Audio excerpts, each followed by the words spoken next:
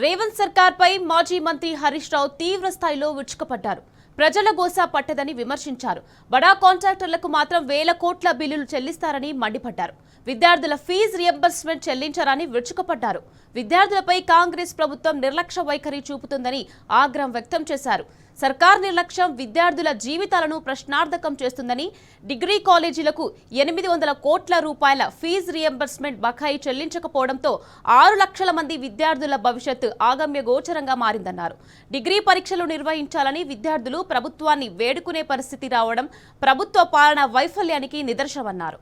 సకాలంలో పరీక్ష నిర్వహించకపోవడంతో PG set, law set, ఇతర పోటీ పరీక్షలు రాయడానికి మూడో ఏడాది విద్యార్థులు అర్హత కోల్పోతున్నారని, ఏప్రిల్ నెలలో జరగాల్సిన డిగ్రీ పరీక్షలను కాకతీయ, శాతవాహన, తెలంగాణ, మహాత్మాగాంధీ, పాలమూరు యూనివర్సిటీ పరిధిలో ఇప్పటికే నిర్వహించకపోవడం ప్రభుత్వ చేతగానితనానికి నిదర్శనమని హరీష్ రావు మండిపడ్డారు.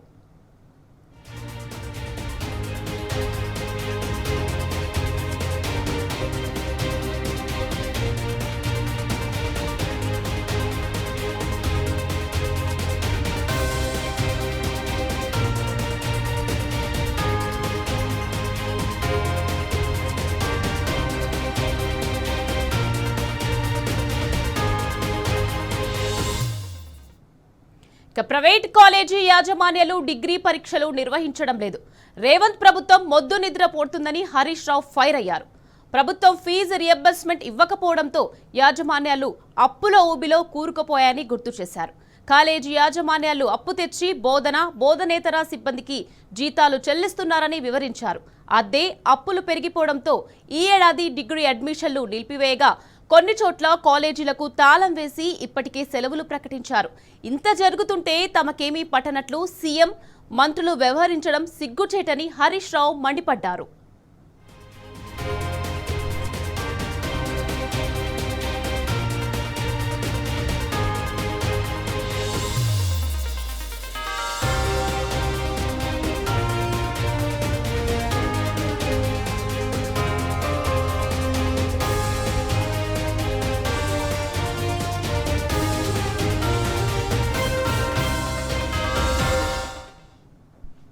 విద్యార్థుల భవిష్యత్తును దృష్టిలో ఉంచుకొని దివంగత సీఎం వైఎస్ఆర్ ప్రారంభించిన ఫీజు రియంబర్స్మెంట్ పథకాన్ని మార్పు చేయకుండా కేసీఆర్ అమలు చేసి గొప్ప మనసు చాటుకున్నారన్నారు. కరోనా వంటి సంక్షోభ కాలంలో ఫీజు రియంబర్స్మెంట్ బకాయిలు ఆపలేదు. 9.5 ఏళ్ల బీఆర్ఎస్ పాలనలో మొత్తం 19,000 కోట్ల ఫీజు రియంబర్స్మెంట్ నిధులు విడుదల చేశామని హరీష్ రావు తెలిపారు. కాంగ్రెస్ ప్రభుత్వం మాత్రం 17 నెలల్లో 17 పైసలు కూడా ఫీజు రియంబర్స్మెంట్ విడుదల చేయలేదని వివరించారు. దీనిని బట్టి రేవంత్ సర్కార్ ప్రాధాన్యాల్లో విద్య అనేది మిథ్య అని స్పష్టమవుతున్నది. యువ వికాసం పేరుతో ప్రతి విద్యార్థికి 5 లక్షల విద్యా భరోసా కార్డు ఇస్తామని 6 గ్యారంటీల్లో చెప్పారు. దానికి అతి గతి లేదని హరీష్ రావు విమర్శించారు.